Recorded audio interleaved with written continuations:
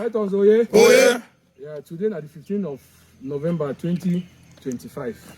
These 3 sticks them. Now for inside 3 corners Bello. We don't go harvest them this morning time. This one now for show the whole Bello community, the whole population of Boyo. Say the pythons of Boyo fit enter for any place. As we be likely talk on the 1st of October, say there will be a day. Hello, my fellow Biafrans, I'm back again. But before I say anything concerning this particular video, if you are a true Biafran that is watching this particular video, I want you to share this video so that this video will reach the Biafra Liberation Army. Because in order to us to get good result like these people, like Ambazonian forces, we need to unite. We need to calm down and unite and follow one government so that we will get result like this. So share this video. Oh yeah. Right on, Zoye. Oh yeah. Yeah, today na the 15th of November 2025. These 3 sticks them. Now for inside 3 corners Bello. We don't go harvest them this morning time. This one now for show the whole Bello community, the whole population of Boyo. Say the pythons of Boyo fit enter for any place. As we be likely talk on the 1st of October, say there will be a day we will enter 3 corner and we will not go leave no stone unturned. Today, we never touch any civilian. We just want to send an example. But next time, as we come for that place, any person where he decide for day, he go tell you inside some so day, inside the other people in there. So any person where he there for the 3 corners Bello, we no want to see him again. May all motor them go for Jini Kijum, the other one they go for Ashim, the other one they go for Bingo. Live. We no go want any driver, any bike man again. So we just want to make a moon and say if we enter that place anytime. Pythons, oh yeah? Oh yeah. Pythons, oh yeah? Oh yeah. Think about this. More than 62,000 Christians have been slaughtered since 2000 by radical Islamic terrorists in Nigeria. And just this year alone, more than 7,000 Nigerian Christians have been murdered because of their faith alone. If you want to come here legally, practice a peaceful version of Islam, and blend into our society by adopting the treasured American values of life, liberty, and the pursuit of happiness, you are welcome to do so. But if you believe that Sharia law supersedes American law, you should be deported immediately. Mr. President, I come to the floor today to talk about one of the greatest threats facing our country today, Islamic extremism. You know, 24 years ago, September 11, 2001, nearly 3,000 innocent Americans were murdered in a coordinated terrorist attack carried out by radical Islamic extremism. Those of us who lived through that day remember exactly where we were when those planes hit the buildings. That day changed this country forever. We were smacked in the face with the reality that there are people who are so hell-bent on destroying America that they will kill themselves just to try to harm us. In the aftermath of 9/11, we created the Department of Homeland Security. Basically, we went to war. We spent the following 2 decades unsuccessfully attempting to westernize the Middle Eastern countries most responsible for this attack. We strengthened surveillance and gave up personal freedoms in the hopes of preventing another large-scale attack. But 20 years later, we have to ask, have we made any progress at all in rooting the evil of radical Islam out of this country? Have we done it? Let's be honest. Radical Islamic terrorism didn't go away after 2001. In 2009, 13 people were killed in a mass shooting at Fort Hood by an Army psychiatrist who was radicalized by Islamic teachings. In 2013, 3 were killed and hundreds injured when 2 brothers detonated bombs at the finish line of the Boston Marathon. They were inspired by their radical Islamic beliefs. Then in 2015, an ISIS-inspired couple killed 14 people and injured 22 at a party in Southern California. In 2016, Omar Muteen killed 49 people and injured 53 more at a nightclub in Orlando, Florida. Muteen pledged allegiance to ISIS during this attack. It continued in 2019 when a Saudi military trainee opened fire at the Pensacola Naval Air Station, killing 3 Americans, including 1 young man from my home state of Alabama. Earlier this year in Louisiana, a deranged person drove a truck into a crowd on Bourbon Street in New Orleans, killing 14 people. To no one's surprise, he said he was inspired by the Islamic State. These attacks, they weren't just against people, they were an all-out assault on Western culture, freedom, and the values that we hold dear to our heart. Islamic extremism and Sharia law openly call for the destruction of America and Western culture. Let's be clear about this. The thousands of terrorists we have allowed to enter our country have brought their anti-American rhetoric and ideology with them. We're seeing this in cities like Minneapolis, Dearborn, Portland, Chicago, and even New York City. You know, the leading candidate for mayor in New York City is a far-left socialist who sympathizes with extremist groups like Hamas.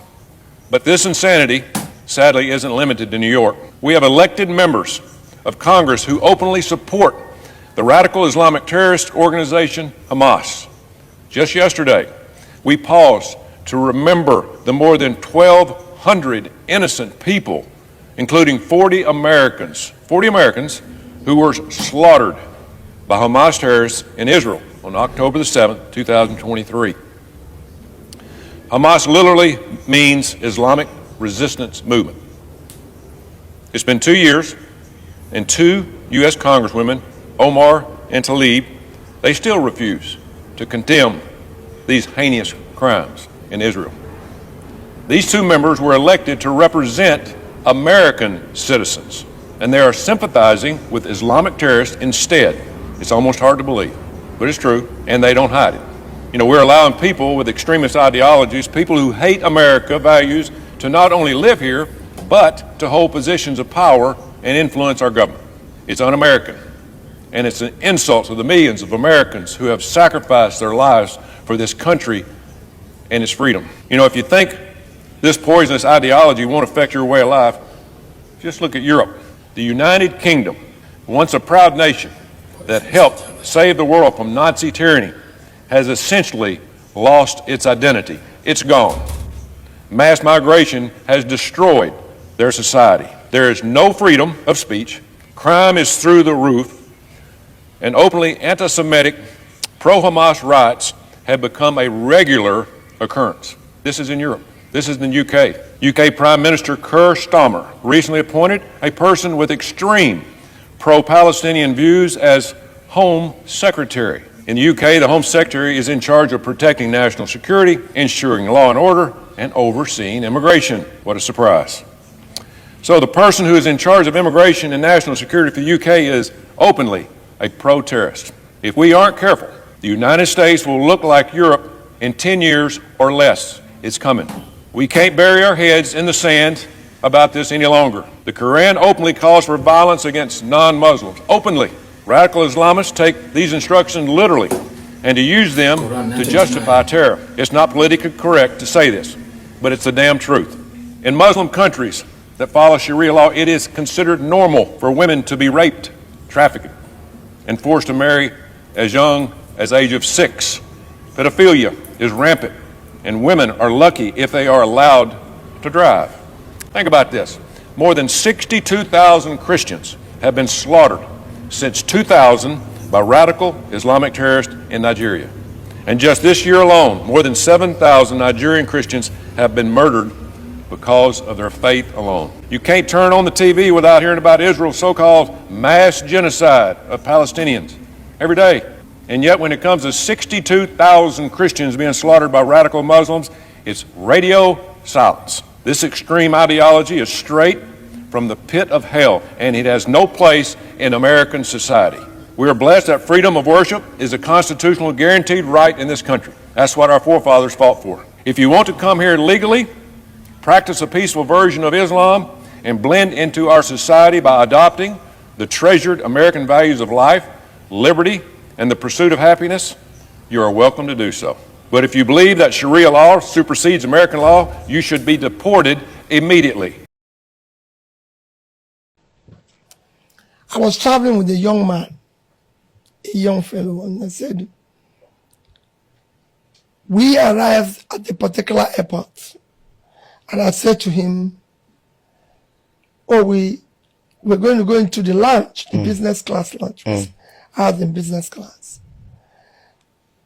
And there was a fantastic restaurant outside, not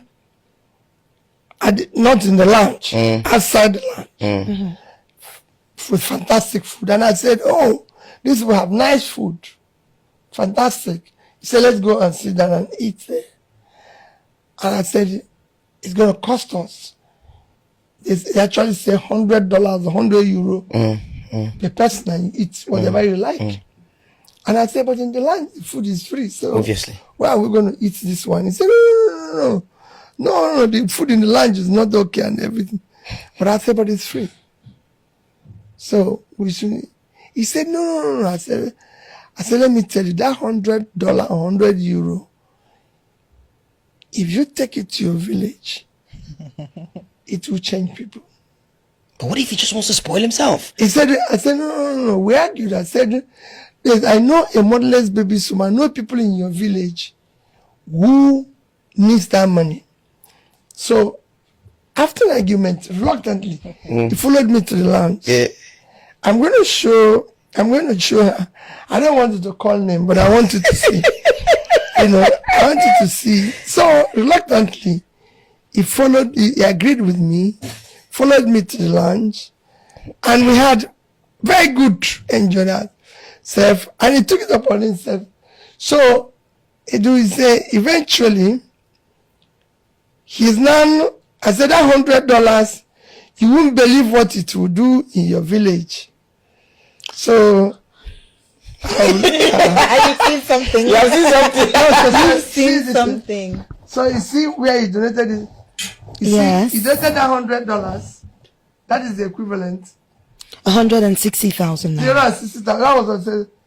And I said, please tell my people, tell them I love them. I want to visit them Next month. next month. I said, you see what? And that's what happened to me. The way I'm traveling, and somebody says to me, oh, Peter, why are you not traveling this way? It's just a difference of 100 or 200,000 naira. I say, where is your village? And he says, so we'll get to the village square in his place. And I say, okay, these are women and young people selling products. Let's give them 20,000 to support their business. And what you will see, what am I trying to say? We must prioritize our life. Okay. We must do those things. So if I call you to a meeting now and say, let's discuss Nigeria, the first thing you tell me is that, where are we going to meet? And I said, why don't we meet somewhere around the Ajogunle? Oh, I've never been there. Why not in the island? But that's where we have the problem. And you can see Nedu's face too.